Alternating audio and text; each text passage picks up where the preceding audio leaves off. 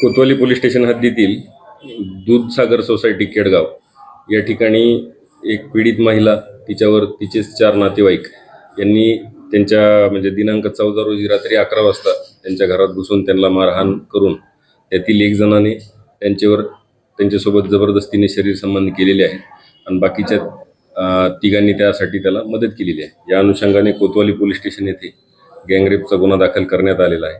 सदर गुन्ह्यातील मुख्य जो आरोपी आहे, दाळखुश नाव आहे त्याचं, तो जो आहे तो ताब्यात घेण्यात आलेला आहे, त्याला अटक करण्यात आलेली आहे। उर्वरित 3 आरोपींचा शोध सुरू आहे। सदर जो आरोपी आहे दाळखुश, त्याचं नाव आहे त्या दाळखुश काळे, त्याच्या घरातली एक मुलगी सदर जी पीडित महिला आहे त्यांच्या दिराला दिलेली आहे आणि तिला व्यवस्थित नांदवत नाहीत, या कारणांवरून त्याच्यामध्ये पूर्वीपासून वाद आहे।